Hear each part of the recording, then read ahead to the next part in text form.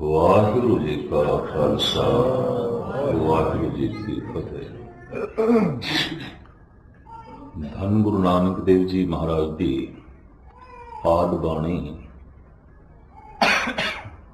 ਸਿਰਫ 2 ਪੰਕਤੀਆਂ ਉਹਦੇ ਚੋਂ ਲੈ ਕੇ ਇਸ ਵਕਤ ਵਿਚਾਰਾਂ ਤੁਛ ਬੁੱਧੀ ਅਨੁਸਾਰ ਆਪ ਜੀ ਦੇ ਸਾਹਮਣੇ ਰੱਖਣ ਦੀ ਕੋਸ਼ਿਸ਼ ਕਰਾਂਗਾ। ਪੰਕਤੀਆਂ ਇਹ ਨੇ ਪੌੜੀ ਦੀਆਂ। ਗਾਵੇ ਕੋ ਜਾਪੈ ਦਿਸੇ ਦੂਰ, ਗਾਵੇ ਕੋ ਵੇਖੈ ਹਾਦਰਾ ਹਦੂਰ। ਕੋਈ ਗਾ ਰਿਹਾ ਹੈ ਤੂੰ ਬਹੁਤ ਦੂਰ, ਬਹੁਤ ਦੂਰ, ਬਹੁਤ ਦੂਰ। ਕੋਈ ਗਾ ਰਿਹਾ ਹੈ ਤੂੰ ਬਿਲਕੁਲ ਨੇੜੇ, ਬਿਲਕੁਲ ਨੇੜੇ, ਕੋਲ ਹੀ ਹੈ। 2 ਤਰ੍ਹਾਂ ਦੇ ਮਨੁੱਖ ਧਾਰਮਿਕ ਦੁਨੀਆ ਵਿੱਚ, ਤੂੰ ਬਹੁਤ ਦੂਰ, ਬਹੁਤ ਦੂਰ। ਹੁਣ ਮੈਂ ਅਰਜ਼ ਕਰਾਂ, ਦੂਰੀਆਂ 2 ਤਰ੍ਹਾਂ ਦੀਆਂ ਆਉਂਦੀਆਂ ਨੇ। ਰੋਜ਼ ਦੇ ਆਪ ਸਤਸੰਗੀ ਹੋ।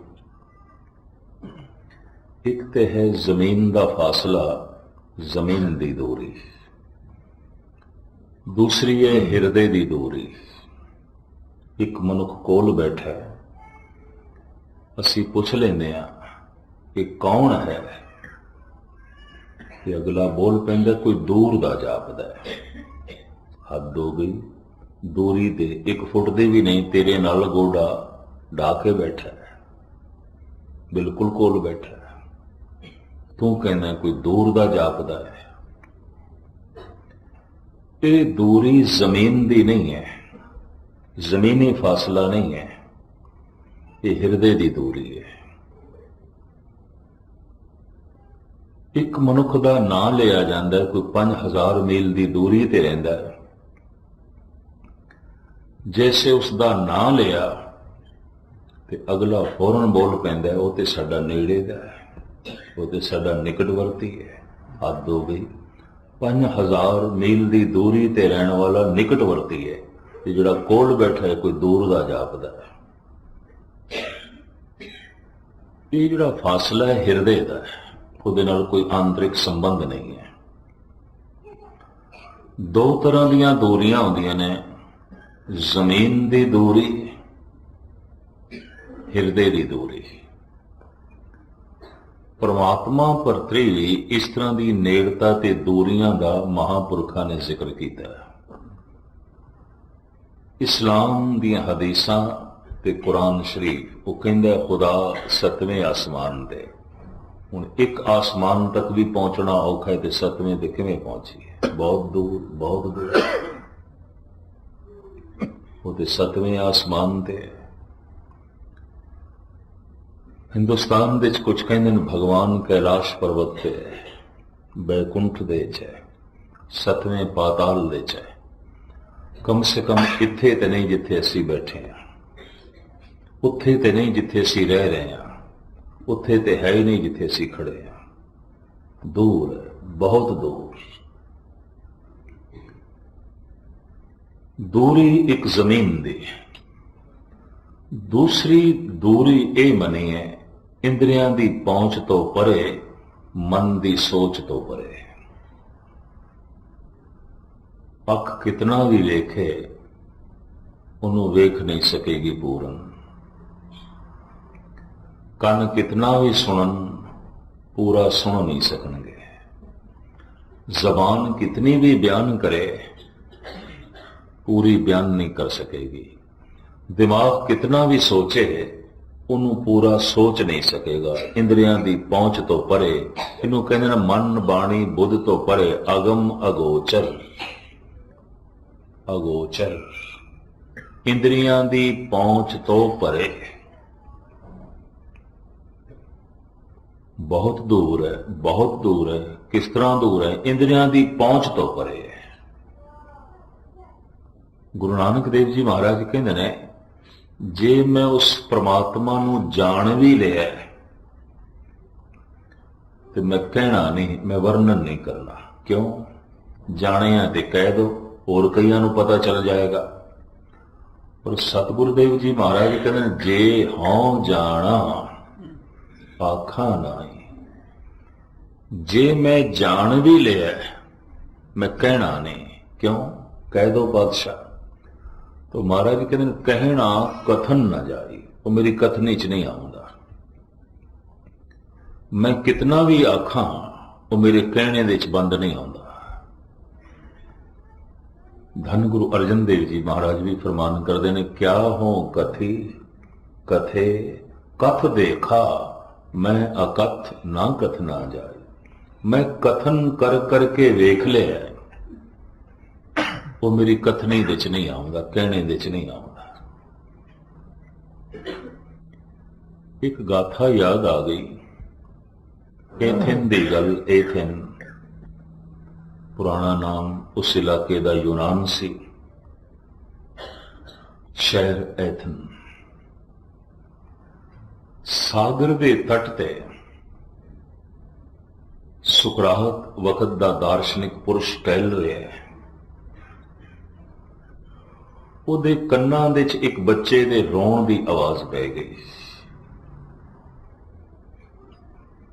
जब कोल सुकरात गए, बच्चे दे सिर ते हथ रखिया, आख्या क्यों रो रहे हैं, क्यों जारो जार रो रहे हैं। बच्चे दे हथ दे प्याला सी।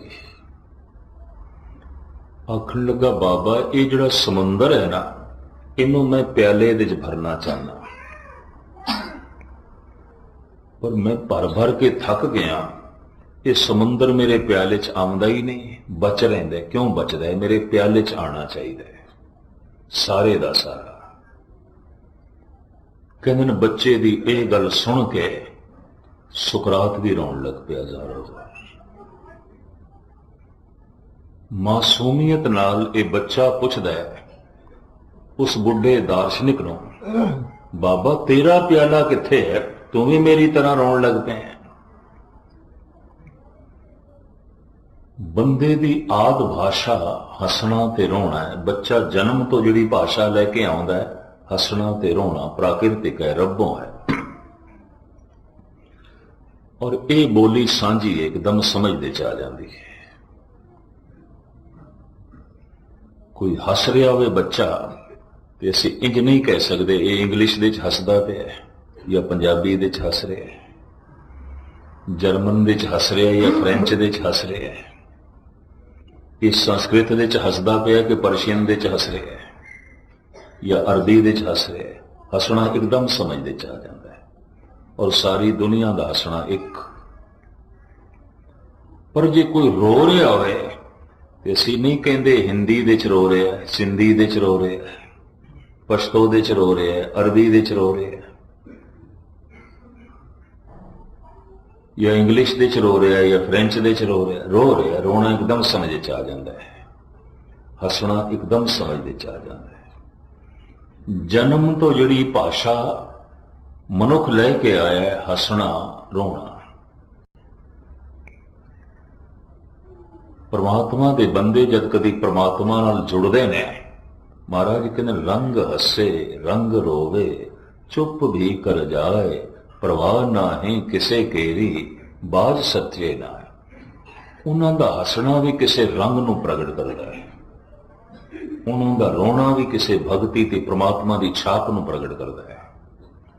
उन्हों के हासे दे च भी परमात्मा, उन्हों के रोने दे च भी परमात्मा। रंग हसे रंग रोवे चुप भी कर जाए, परवाह ना ही किसे केरी बाज सच्चे ना है। सुकरात भी रोन लग पिया। तो ये बच्चा सुकरात नूं पुछदा है, बाबा तेरा प्याला कित्थे है, तू भी मेरी तरह रोन लग पिया, तू भी दुखी जापदा है। सुकरात कहंदा है, ऐ मेरे बच्चे मेरा प्याला भी मेरे कोल है, तू इस प्याले विच सारे दे सारे समुंदर नूं भरना चाहना है। मैं छोटे जिहा दिमाग दे प्याले दे सारे रब नूं भरना चाहना, परमात्मा नूं पूरे दा पूरा मैं जानना चाहना।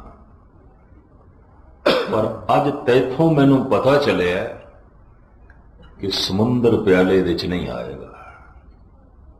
ऐ बच्चे, अज तैथों मैनू ज्ञान मिले कि सागर नूं प्याले दे च भरन की कोशिश करना व्यर्थ है, अपने आप नूं थकाना है। सागर प्याले दे च नहीं आएगा। सुकरात दे मुंह बोल निकले, भोले सुभाव विच इस बच्चे ने प्याला समुंदर दे च वगा मारिया और आखिया, ऐ सागर, जे तू मेरे प्याले च नहीं आउंदा ते चलो ना सही, कम से कम मेरा प्याला ते तेरे विच आ सकदा है। कहते ने सुकरात उसदे पैरी पै गया, उस बच्चे दे। 4.5 साल 5 साल का बच्चा ਉਹਦੇ पैरी पै गया। 80 साल का बुढ़ा संत सुकरात कहता, ऐ बालक, मैं बड़े बड़े ग्रंथ पढ़े, बड़ी साधना की थी, एक राज मेरे हथे नहीं आया। अज तेरी इस घटना तो मेरे हथे एक राज आ गया कि समुंदर ते प्याले विच नहीं आएगा, प्याला समुंदर दे च आ सकता है। सारे दा सारा परमात्मा ते मेरे च प्रगट नहीं हो सकता, पर मैं सारे दा सारा उहदे च लीन हो सकता। समझ आ गई। कोई अगर कह दे इस सारे दा सारा सूरज मेरे घर दे कमरे च, मेरे ड्राइंग रूम दे चावे जिथे मैं बैठा और मेरे नाल सोफे ते बैठे, ये सूरज जमीन नालों 1000 गुणा वड्डा, ये सूरज तेरे कमरे च किस तरह आवेगा, किवें आवेगा? तेरा कमरा रह भी सकेगा? जो नेड़े आया तू रह भी सकेगा? उसकी किरण आ सकती है, उसका नूर आ सकता है, उसका चानना आ सकता है। सारे दा सारा सूरज तेरे घर विच नहीं आ सकता। परमात्मा दा चानना तेरे अंदर प्रगट हो सकता है। सारे दा सारा परमात्मा तेरे हिरदे च किस तरह प्रगट होएगा? सूरज अपना नूर घर तक पहुंचाता है किरणा दे राही, परमात्मा अपना प्रकाश हिरदे तक पहुंचाता है गुणा दे राही। घर विच जो चानना है सूरज दा, हिरदे दे जो गुण ने परमात्मा दे ने, सब गुण तेरे मैं ना ही कोई। गुरु नानक देव जी कहते हैं गुण ते तेरे, कोई मेरे थोड़ी ने। गुण परमात्मा रूपी सूरज दी किरण है, और गुणों ते ही पता चले बुद्धाए बंदा धार्मिक है कि नहीं। सब गुण तेरे मैं ना ही कोई, विण गुण कीते भगत न होए, भगती ते गुणा ते खड़ी है, ते गुण ते प्रभु सारे दे सारे तेरे। तो मैं इस तरह एक इंज आख्या गया आगम अगोचर, इंद्रियां दी पहुंच तो परे, मन दी सोच तो परे, तो परे ही है। एक ते ए दूरी, दूसरी दूरी जमीन दी मनी गई है। तू किधरे 7वें आसमान ते रहना है, किधरे 7वें पाताल दे च रहना है। हिमालय पर्वत की सब तो उच्ची चोटी, तू कैलाश पर्वत ते रहना है, तू इत्थे नहीं है। दो तरह दियां दूरियां। महाराज जी कहते हैं कोई गारे गावे को जापे दिसे दूर, गावे को वेखे हादरा हदूर। कोई गा रहा है तो बहुत नेड़े, बहुत नेड़े।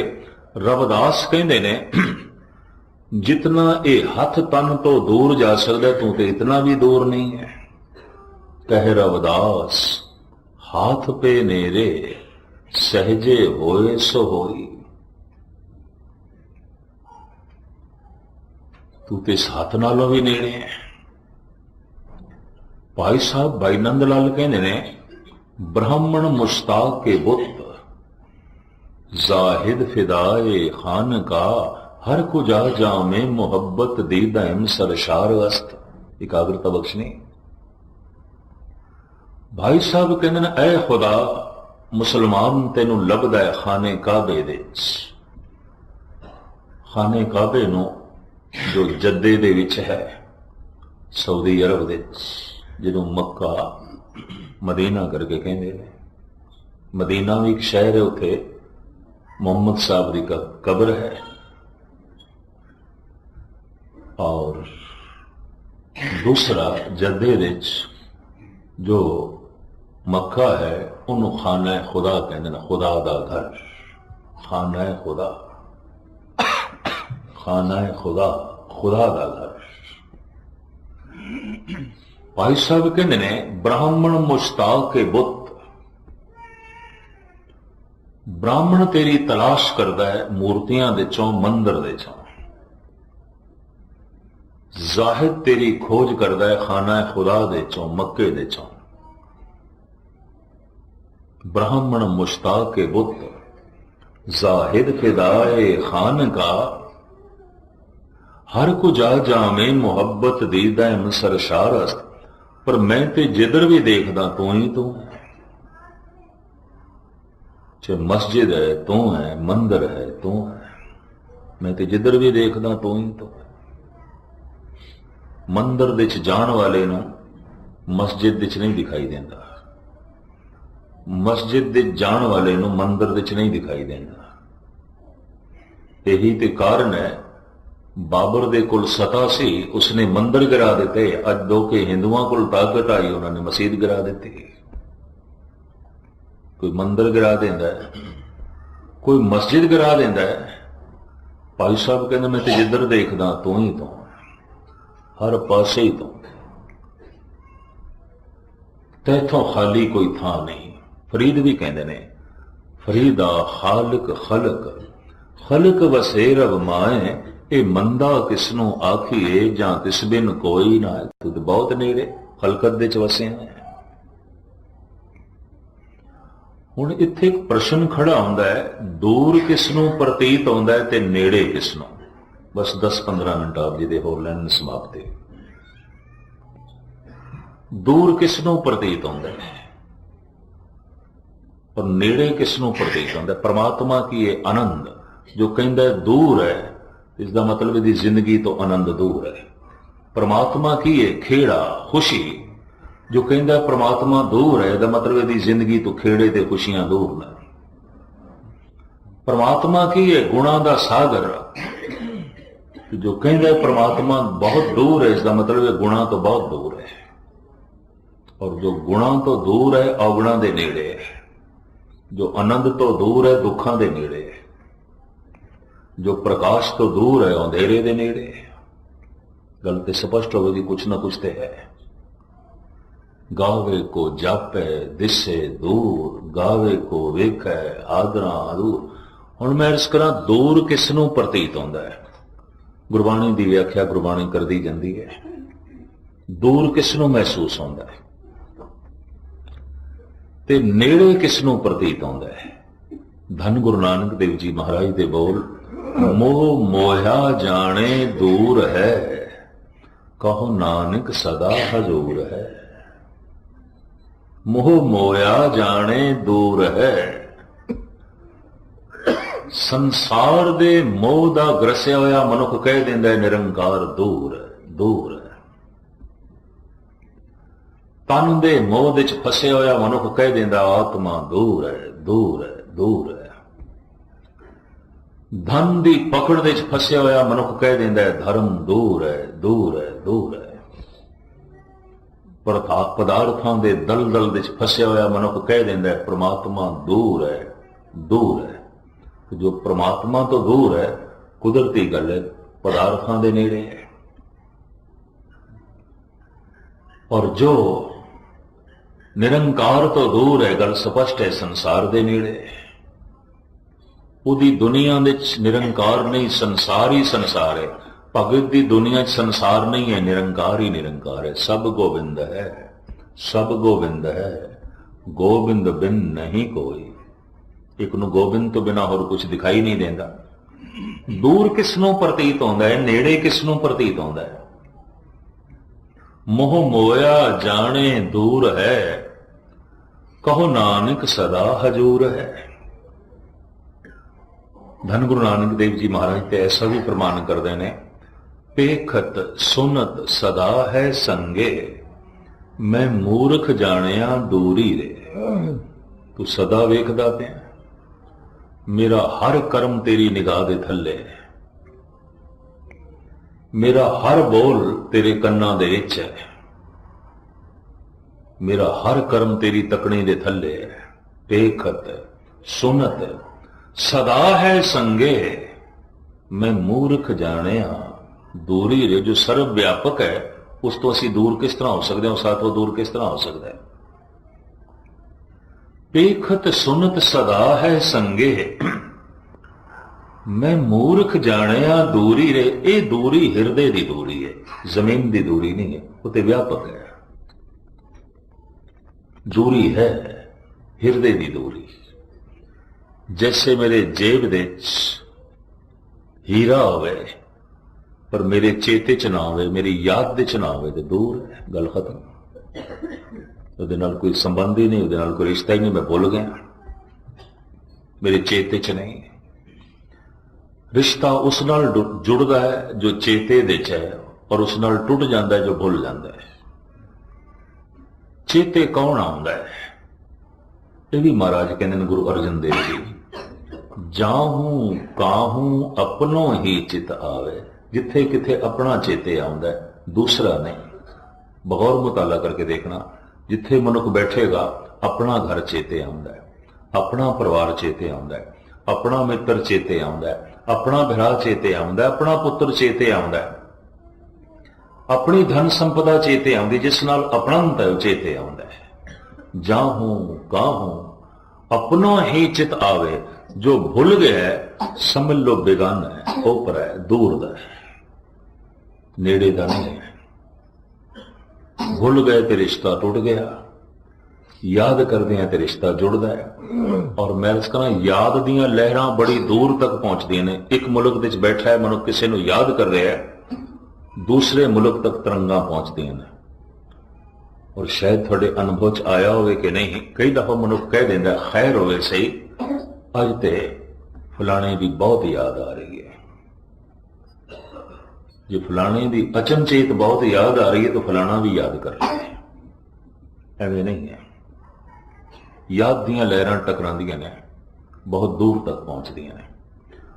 इत्थे एक तर्क खड़ी होंदी है, वो जिहड़ा परिपूर्ण परमात्मा जिसने अरबां खरबां सूरज बनाए, पृथ्वियां बनाईयां, बृहस्पति बनाई, सागर चंद तारे बनाए, मनुख बनाए, पशु बनाए, पक्षी बनाए, वख वख धरतियां दे वख वख जीव बनाए। परमात्मा दे चित दे चों भी कोई सूरज ते निकल गया होगा? क्या सारे सूरज उसकी याद दे च ने? विज्ञान कह रहा है कि साडी समझ ते पकड़ दे च अजे कोई 50 अरब सूरज आए ने, इस सूरज तो वड्डे वड्डे।